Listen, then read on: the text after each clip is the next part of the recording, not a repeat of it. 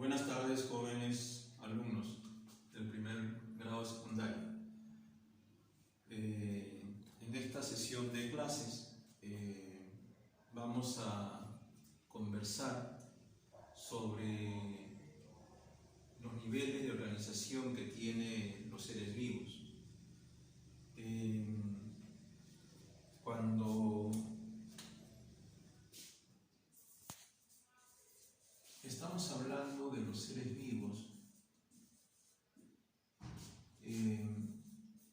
tenemos que referirnos a toda la materia viviente que existe en el planeta, desde los animales más inmensos hasta los más pequeños, microscópicos, tienen un ciclo de vida que se manifiesta a través de sus características y que lo hacen diferente a otros seres que no lo tienen.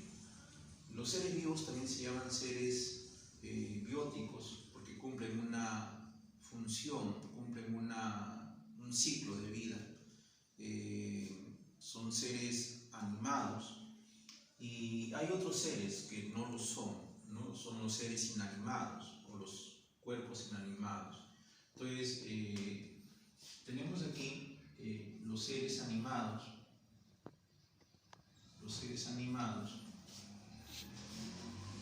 y por otra parte los inanimados, ¿no? Cuando estoy refiriéndome a los inanimados, estamos refiriéndonos a aquellos que no tienen vida, aquellos que tienen características diferentes a los seres vivos. En el cuadro ustedes pueden observar cómo los seres animados y los inanimados presentan ciertas diferencias con relación a sus características. Por ejemplo, la característica aparece en esta primera columna y aquí están las diferencias.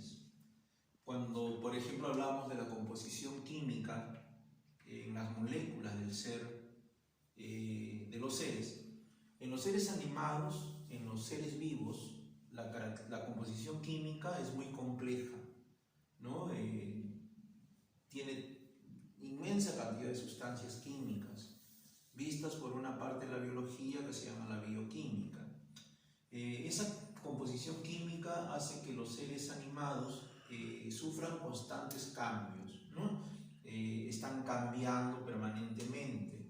Un ser animado va creciendo y en la medida que va creciendo su tamaño cambia.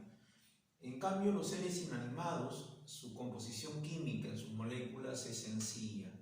Es más, es una composición definida, no cambia. Significa que esta no cambia, ¿no? La composición molecular en una piedra, por ejemplo, no va a cambiar nunca, ¿no? Va a ser siempre la misma. Otra de las características que existen que hacen diferente a un ser vivo o un ser inanimado que no tiene vida es el crecimiento, ¿no? El crecimiento es una característica, podríamos decir, exclusiva de los seres vivos.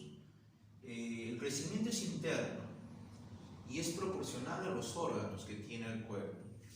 Un cuerpo es más grande si sus órganos son más grandes y es más pequeño si el ser vivo tiene órganos más pequeñitos, ¿no? Los órganos que tiene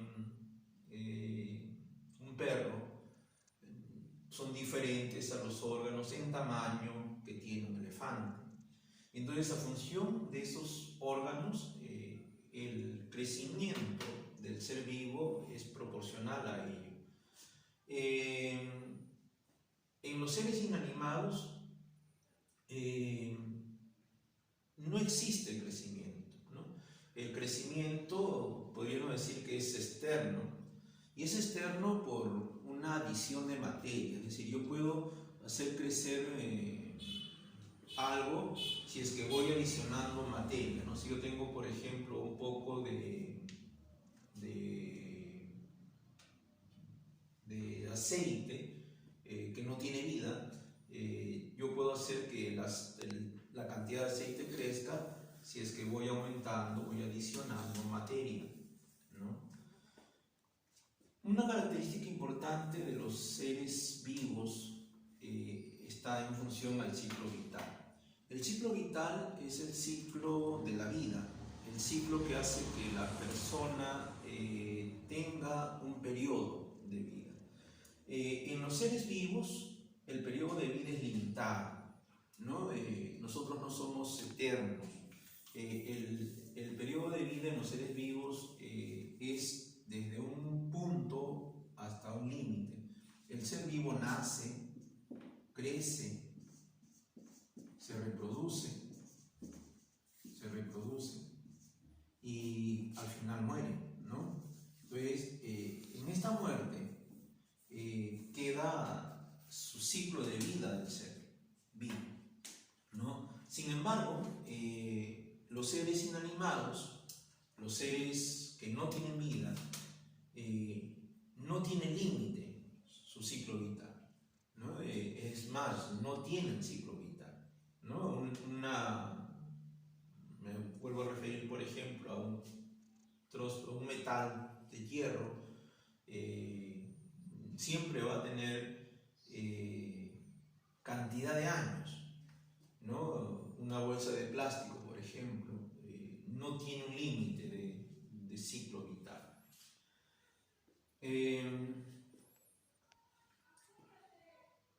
Una característica también es la reproducción.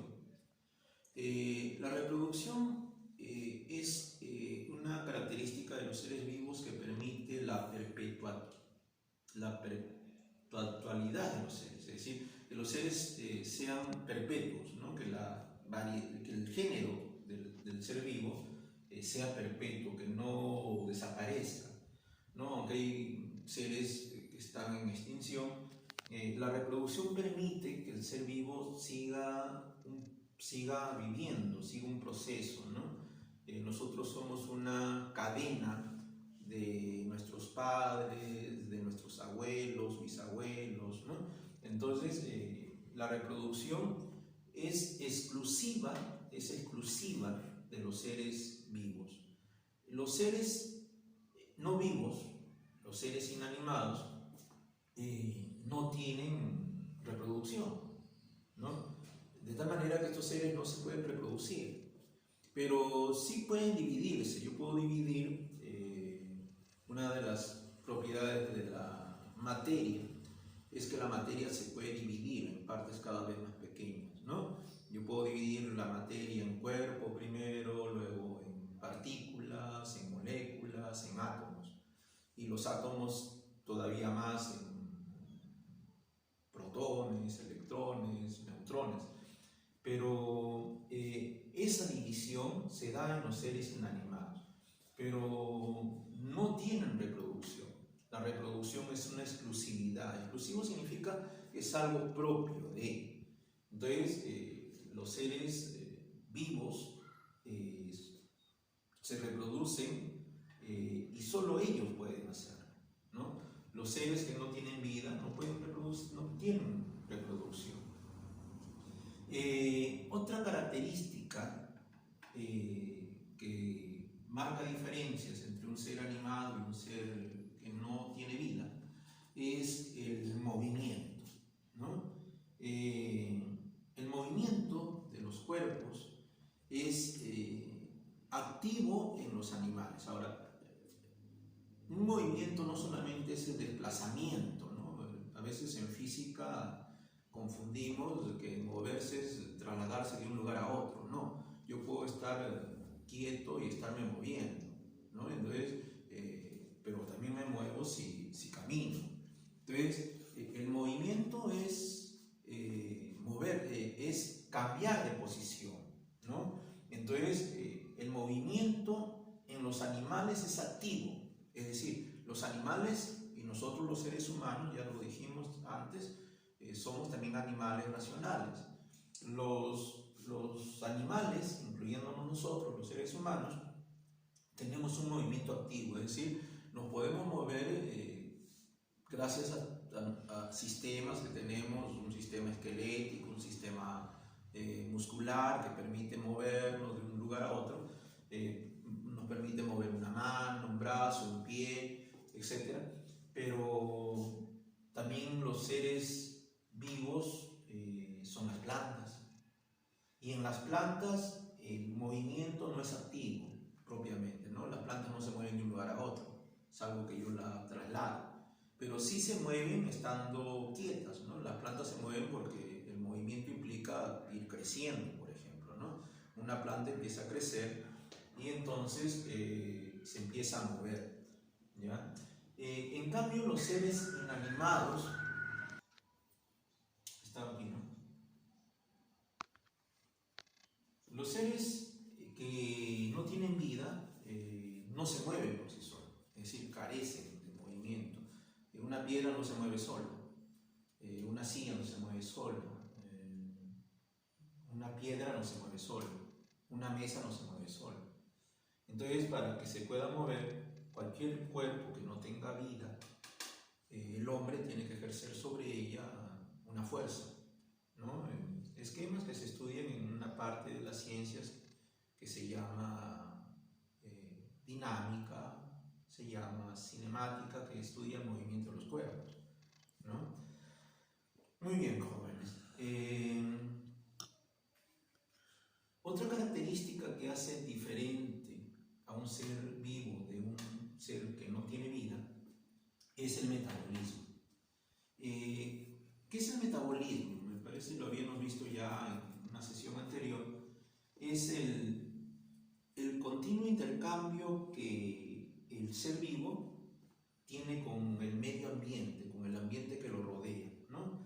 El metabolismo hace que tú te adecues a un ambiente, hay un intercambio con el medio que te rodea. Los peces pueden vivir en su medio ambiente, los peces viven en el agua. Tú sacas un pez del agua y ¿qué pasa?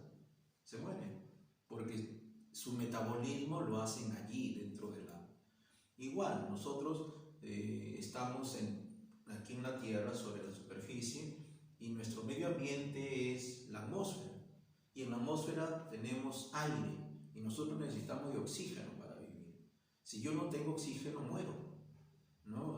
Hoy día, lamentablemente, ustedes escucharán las noticias en este problema que tenemos de la pandemia.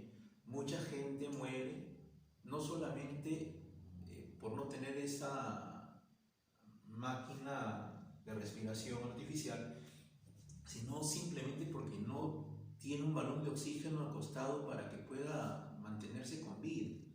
El oxígeno deja de llegar a nuestro cerebro y morimos, ¿no? En cambio, y por esa razón, nosotros tenemos el metabolismo, es el intercambio que nosotros hacemos con el ambiente que nos rodea, ¿no? Con el medio ambiente que tenemos.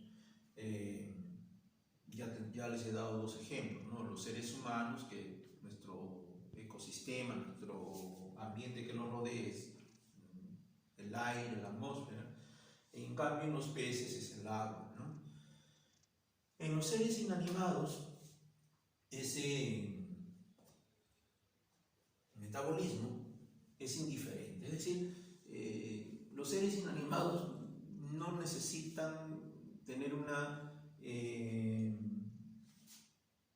conexión, un intercambio con el medio que rodea, ¿no? Yo puedo tener una piedra dentro del agua, puedo sacarla y sigue siendo igual piedra, puedo poner una piedra en la atmósfera, puedo poner una piedra en cualquier lado, y para el ser inanimado, el metabolismo no le importa, es indiferente a ese proceso.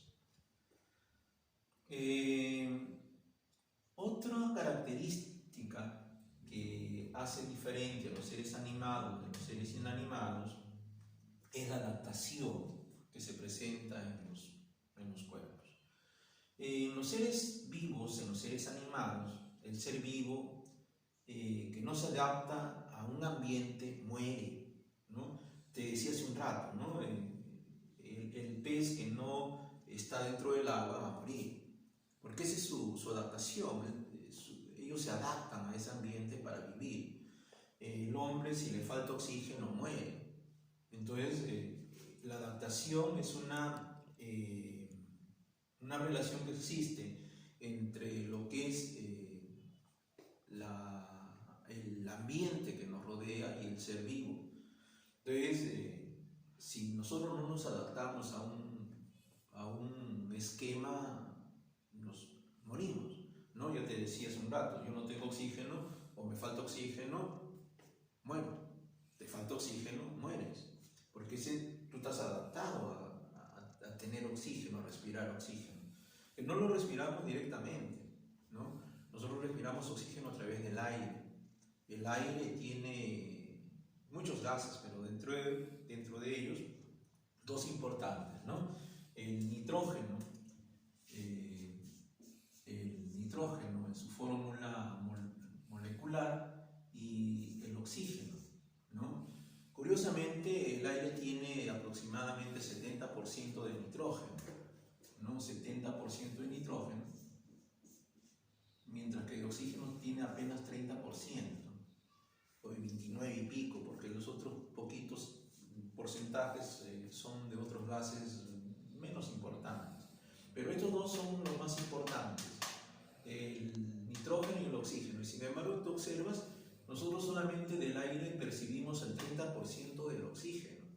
Y profesor, ¿y de dónde más tenemos o podemos percibir oxígeno? Lo percibimos del agua, ¿no? El agua también tiene oxígeno, está formado por hidrógeno y oxígeno. Muy bien, continuemos, chicos. La estructura es una característica casi diferente de los seres animados de los seres inanimados. La estructura en los seres animados, en los seres vivos, su unidad fundamental es la célula, ¿no? No existe un ser vivo si no tiene una célula. La célula es la unidad fundamental de todo ser vivo. Esa es la célula, ¿no? La célula es la parte fundamental, la parte principal para que exista vida. Si no es, la célula misma es vida. La célula es una materia viva, ¿no? Pero en los seres inanimados no hay células, pues, ¿no? En una piedra no hay células, en una mesa no hay células. Entonces, ¿qué diferencia hay? Que la unidad fundamental en los seres inanimados ya no es la célula, pero sí es otra parte de la materia que es importante, que es el átomo, ¿no? El átomo es la parte más pequeña de la materia, vista hasta ahora por el hombre en su forma microscópica. Vamos a hablar también ahora, chicos, sobre el tamaño y la forma que presentan los seres vivos. Dos cuestiones me parecen importantes. Primero, hablar de la forma, ¿no? Generalmente, la forma de los seres vivos, a través de su ciclo de vida, no cambia, ¿no? Es decir, un ser vivo no va a cambiar su forma como especie. Un gato en el proceso de su vida no va a cambiar y parecerse a un perro, ¿no? Siempre va a tener la forma de un gato. Un elefante va a nacer y en el proceso de su vida su forma va a ser siempre la de un elefante, no va a variar a la de un león, por ejemplo, ¿no? Igual el hombre, ¿no? El hombre también tiene un proceso de vida en el que su forma generalmente se va a mantener igual, ¿no? Es importante resaltarlo, ¿no? Se mantiene igual. Sin embargo, el crecimiento de los seres sí es diferente, ¿no? El crecimiento varía. El crecimiento varía, ¿no? Y varía hasta que termine la etapa del ciclo de la vida. ¿no? La etapa de crecimiento, ¿no? Nosotros tenemos un momento en el que llegamos a crecer y hasta ese momento la persona varía su crecimiento, ¿no? Se estima que en algunas plantas el crecimiento es indefinido, es decir, en algunas plantas del mundo hay árboles que son inmensos, son altos, y siempre van creciendo y creciendo y creciendo y nunca dejan de crecer, ¿no? Entonces recuerda que la forma de los seres vivos generalmente se mantiene constante, no cambia, ¿no? Y ya te expliqué por qué y cómo. Y el crecimiento va a variar hasta que termina la etapa de crecimiento de ese ser, sobre todo en los animales, ¿no? En los animales. Y cuando me refiero a las plantas, estas pueden tener una no definición. Muy bien, jóvenes. Veamos ahora por acá cómo el ser vivo, que es un individuo,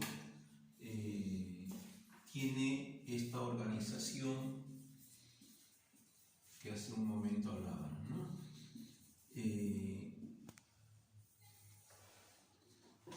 Esta organización empieza desde una parte pequeña que se llama célula, ¿no? Si nosotros nos preguntamos qué cosa es la célula, podemos decir pues que la célula es la materia más pequeña que tiene vida, ¿no? Materia más pequeña que tiene vida, ¿no? Ahora, hay materia más pequeña que la célula, claro, el átomo, pero el átomo no tiene vida, ¿no? Entonces la célula es la materia más pequeña que tiene vida. Y esta es la unidad fundamental del ser vivo, ¿no? Si la célula es de donde parte la vida, es la unidad fundamental, ¿no? ¿Qué significa esto? Que sin la célula no hay vida. Es la unidad fundamental, lo subrayo, ¿no? Es la unidad fundamental de los seres vivos, ¿no? De los seres vivos. ¿Ok? Entonces, nosotros vivimos, tú vives, yo vivo porque estamos formados por células. Pero las células no pueden estar allí solas. En el orden que te he puesto, se van a ir uniendo, se van a ir juntando. Si nosotros nos preguntamos qué cosas son los tejidos, ¿no? Es el tejido que hace mamá en casa, ¿no es cierto? Los tejidos es la unión, la agrupación de células, ¿no? La agrupación de células. Y esta agrupación de células cumplen una misma función, ¿no? Entonces son células todas iguales, ¿no? Porque las células son diferentes unas de otras, pero esta agrupación de células iguales cumplen una determinada función, ¿no? Cumplen una función, ¿no? Las células se agrupan y cumplen una función. Cuando hablamos de los tejidos, por ejemplo, del ser humano, hablamos, por ejemplo, del tejido nervioso, ¿no? Del tejido nervioso. Hablamos, por ejemplo, del tejido muscular, del tejido epitelial, del tejido conectivo. Entonces, estos 4 tipos de tejidos son los más importantes en el ser humano. Entonces tenemos el tejido nervioso, el tejido muscular, el tejido epitelial, el tejido conectivo. Muy bien. Cuando estamos hablando de los tejidos, estos tejidos no se quedan se agrupan y forman los órganos. Entonces, ¿qué cosas son los órganos? Es una agrupación de tejidos. Agrupación de tejidos, ¿no? Agrupación de tejidos. Los tejidos se van agrupando y van a formar los órganos. En el cuerpo humano tenemos un montón de órganos, ¿no? El más importante de todos los órganos, ¿cuál creen ustedes que es, jóvenes? Nosotros tenemos, por ejemplo, el corazón, los pulmones, el estómago, el cerebro, etc. De todos ellos, el más importante de esos órganos es el que permite que nosotros podamos vivir, y este se llama cerebro, ¿no? Entonces, el cerebro es el órgano más importante que el ser humano tiene. Pero no solamente es el cerebro un órgano, ¿no? También tenemos, por ejemplo, el corazón,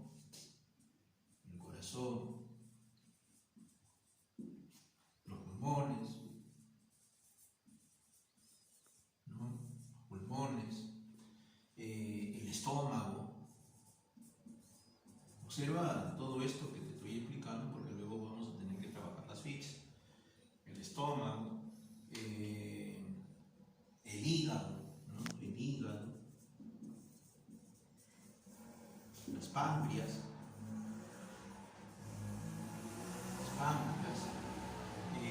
los riñones, todos ellos, entre otros, probablemente en este momento me escapa alguno de los ejemplos, pero te estoy dando casi varios de los órganos que tenemos en nuestro cuerpo, ¿no? El cerebro, el corazón, pulmones, estómago, hígado, páncreas, riñones.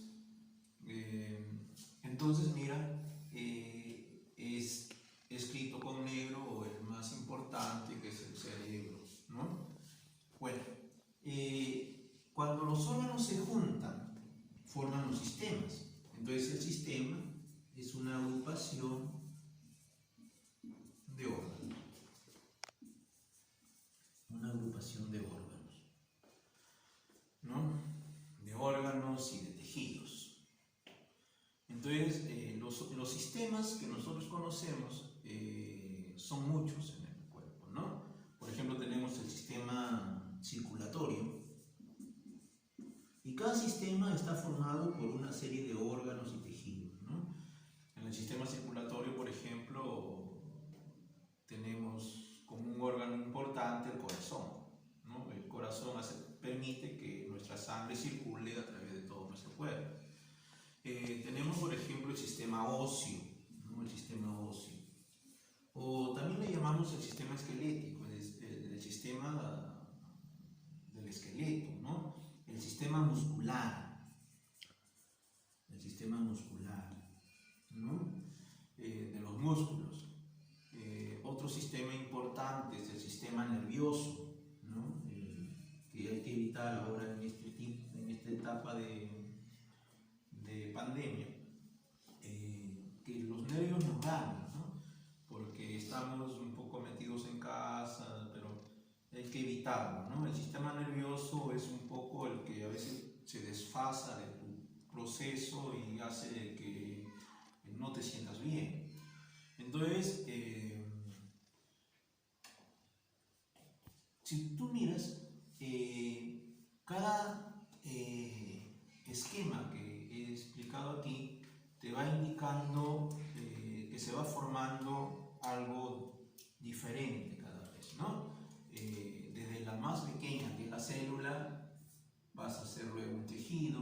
Cuando se agrupan, los tejidos pasan a ser órganos, los órganos agrupados forman sistemas, y entonces, una vez que se van juntando todos ellos, se forma el individuo. ¿Quién es el individuo? Eres tú, yo, cada animal que existe, cada planta que existe, etc., ¿no? Entonces, el individuo no es más que una agrupación, es un ser vivo, indudablemente, y es una agrupación de sistemas, de órganos, de tejidos, etcétera, ¿no? Hasta que nos damos cuenta que la célula es la primogénita para poder formar la vida. Entonces, jóvenes, en la siguiente hora, después del receso, estaríamos conversando para ver y manejar la ficha, qué dificultades tienen o han tenido ustedes